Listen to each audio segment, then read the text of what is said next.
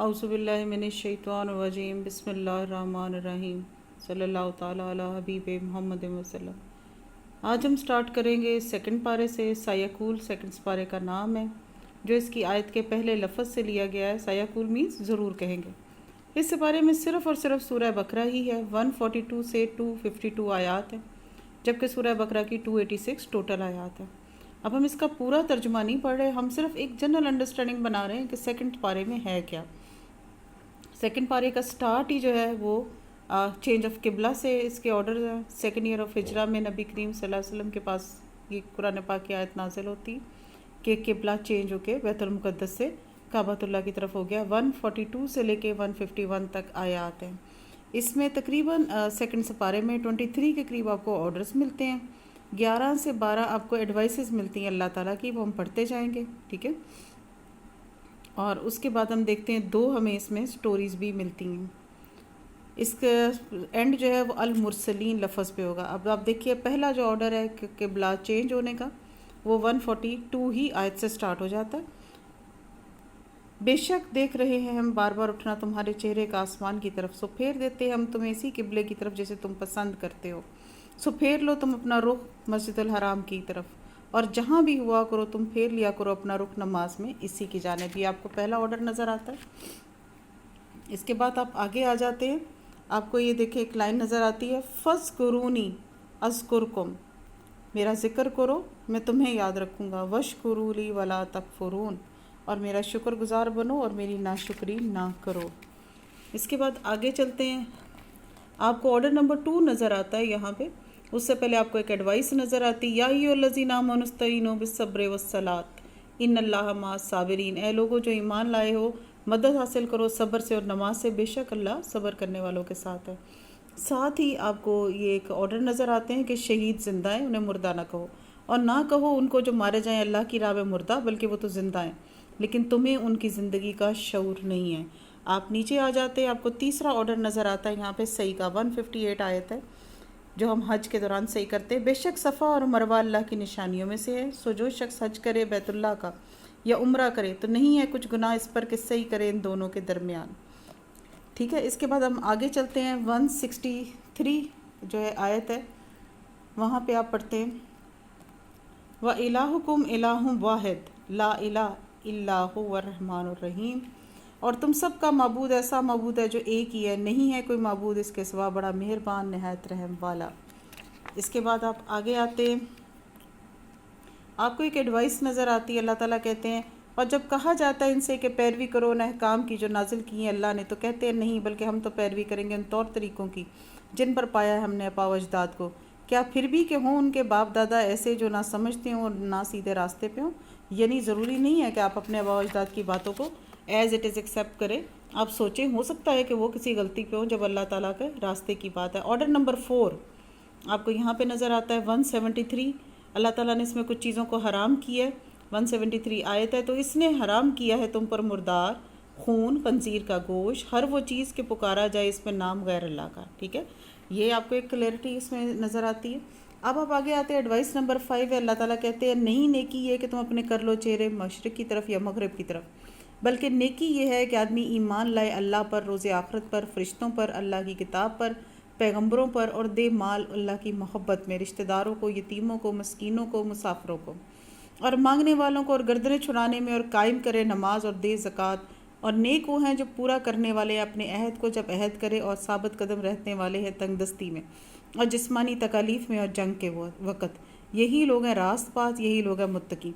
इसके बाद order number 5 आपको नज़र आता है, ए ईमान वालों फ़र्ज़ कर दी गया है तुम पर लेना कसास, ठीक है। अब हम आगे चलते हैं, आपको यहाँ पे सेकंड ईयर ऑफ हिजरा में ऑर्डर नंबर 6 आता है, जिसमें अल्लाह ताला ने रोज़ा फ़र्ज़ किया है। या अय्युहल्लज़ीना आमनू कुतिबा अलैकुमुस्सियाम कमा कुतिबा अलल्लज़ीना मिन क़ब्लिकुम लअल्लकुम तत्तक़ून, ईमान वालों फ़र्ज़ किए गए हैं तुम पे रोज़े जैसे फ़र्ज़ किए गए थे उन लोगों पर जो तुमसे पहले थे, ताकि तुम परहेज़गार बनो। अब ये पूरी 183 से 185 तक जो आयात हैं ये आपको रोज़े की आयात मिलती हैं।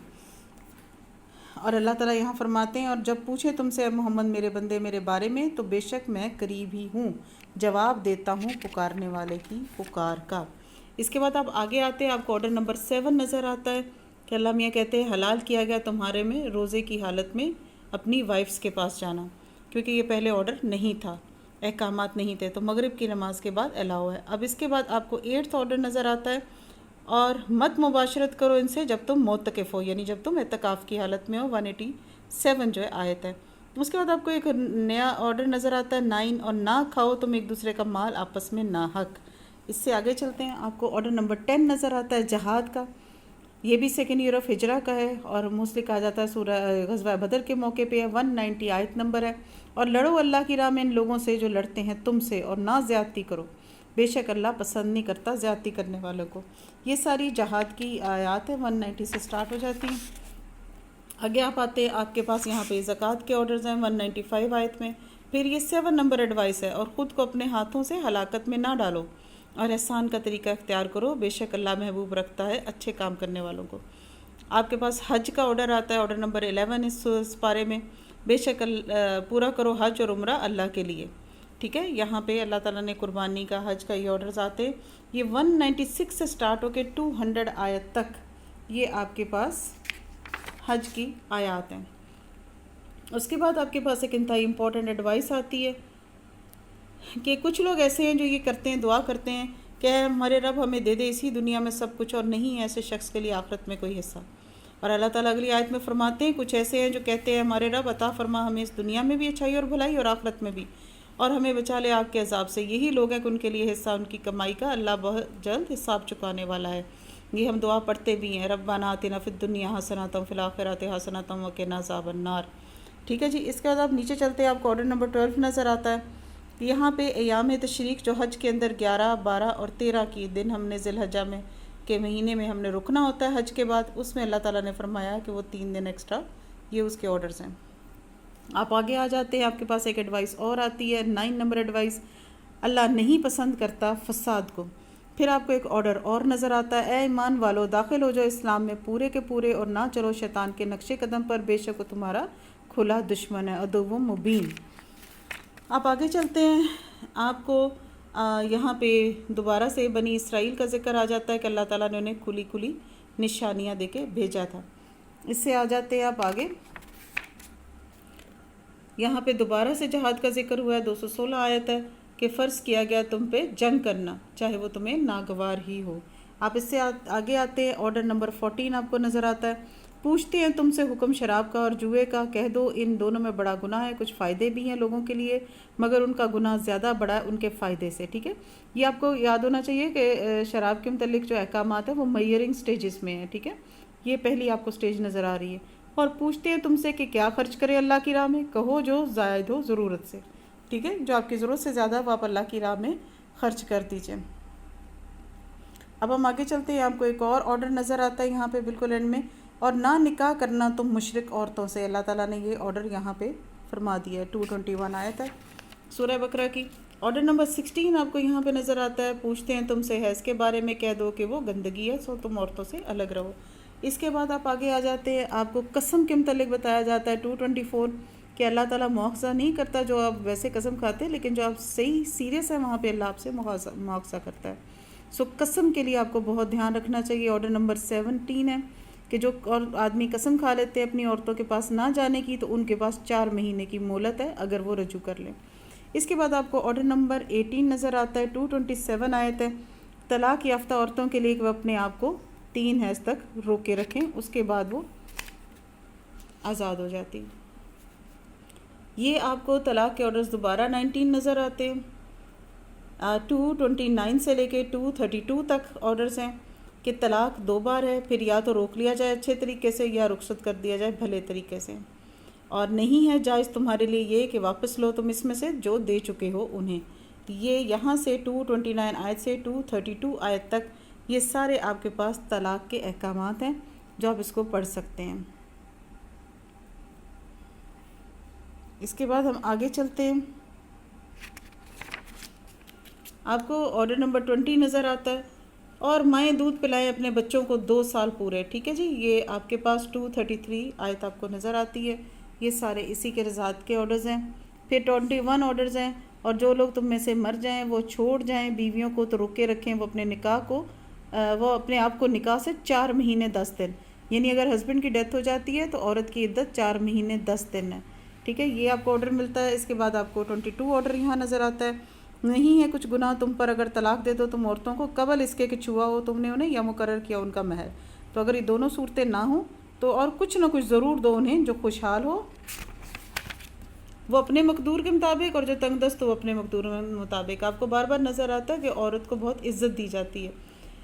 آرڈر 23 آپ کو نظر آتا ہے، طلاق دو تم عورتوں کو اس سے پہلے کہ ہاتھ لگاؤ جب مقرر کر چکے ہو مہر، اور اس کا آدھا مہر جو ہے وہ بخش دیں وہ عورتیں، یا چھوڑ دیں اپنے حق میں وہ جس کے ساتھ ہاتھ میں ہے عقد نکاح۔ اسی سے نیچے آپ آتے ہیں، آپ کے پاس ایک انتہائی امپورٹنٹ ایڈوائس آتی ہے کہ اللہ تعالیٰ نے فرمایا حفاظت کرو سب نمازوں کی، بالخصوص بیچ والی نماز یعنی عصر کی نماز کی۔ پھر اللہ تعالیٰ فرماتے ہیں پھر اگر تم خوف کی حالت میں ہو تو پیدل چلتے ہوئے یا سوار نماز ادا کرو، ٹھیک ہے جی۔ اس کے بعد ہے یہ ایک آرڈر تھے، ابھی ہم اس پہ منسوخ وغیرہ کی ہم بحث میں نہیں جا رہے، میں صرف پڑھ رہی ہوں کہ اس میں آرڈر کیا ہے کہ اگر انسان آپ کی ڈیتھ ہو جائے تو وصیت ہے، لازم ہے کہ وصیت کرے اپنی بیویوں کے لیے نان نفقہ 1 برس تک، ٹھیک ہے۔ اس کے بعد آپ آگے آ جاتے ہیں، آپ کو یہاں پہ نظر آتا ہے پہلی سٹوری آپ کے ساتھ شیئر ہو رہی ہے کہ اللہ تعالیٰ نے فرمایا کیا نہیں دیکھا تم نے ان لوگوں کو جو نکلے تھے اپنے گھروں سے اور وہ تھے ہزاروں کی تعداد میں موت کے ڈر سے، تو اللہ نے حکم دیا مر جاؤ، پھر ان کو زندہ کیا، بے شک اللہ بڑا ہی فضل کرنے والا ہے۔ یہ سٹوری ہم بعد میں ڈسکس کریں گے، کہتے ہیں حضرت حزقیل کی دعا پہ یہ لوگ زندہ ہو گئے تھے۔ امپورٹنٹ ایڈوائس ہے، وہ کون ہے جو قرض دے اللہ کو قرض حسنہ تاکہ اللہ اسے بڑھا چڑھا کے پیش کرے۔ اب یہاں پہ ہم دیکھتے ہیں دوسرے سٹوری کا ذکر آتا ہے جس میں اللہ تعالیٰ نے طالوت کے متعلق، حضرت طالوت کے متعلق کہا گیا ہے کہ اللہ تعالیٰ نے حضرت طالوت کو بادشاہ کے کہنے پہ بھیجا ان سے لڑنے کے لیے، اور اس وقت یہاں پہ آپ کو تابوت سکینہ کا ذکر آتا ہے کہ اللہ تعالیٰ نے کہا کہ اگر تم اس حکم کو مانو گے تو تمہارے پاس صندوق آئے گا جو اصل میں تابوت سکینہ ہے، جس میں آل موسیٰ آل ہارون کی نشانیاں بھی ہیں۔ جب یہ لوگ لڑنے لگے تو جس بندے سے لڑ رہے تھے اس کا نام تھا جالوت، اور وہ انتہائی ہیوج تھا، بہت بڑا تھا، یہاں تک بڑا تھا کہ ان کے لیے لڑنا مشکل تھا۔ تو حضرت داؤد علیہ السلام نے اس بندے پہ فتح پائی اور اللہ تعالیٰ نے حضرت داؤد علیہ السلام کو بادشاہت عطا کی۔ لاسٹ جو آیت ہے اس پہ وہ بہت امپورٹنٹ ہے، وہ ہم پڑھ لیتے ہیں، وَإِنَّكَ لَمِنَ الْمُرْسَلِينَ، اور یقیناً تم اے محمد صلی اللہ علیہ وسلم اللہ کے رسولوں میں سے ہو۔ یہاں پہ یہ سپارہ ختم ہو جاتا۔ تو اس میں ٹوٹل ہم نے 23 آرڈرز دیکھے، 11 سے 12 ہم نے ایڈوائسز دیکھی، 2 ہمیں سٹوریز کا پتہ چلا۔ اس میں طالوت اور جالوت کا ذکر ہے، حضرت طالوت علیہ السلام کا اور جالوت کا، اور داؤد علیہ السلام، آل موسیٰ آل ہارون کا ذکر ہے، اور یہاں پہ المرسلین آخری لفظ پہ یہ ختم ہو جاتا ہے۔ زیادہ تر جو اس کی ہے ریویلیشن وہ 2nd ایئر آف ہجرہ کی ہے۔ صدق اللہ العظیم۔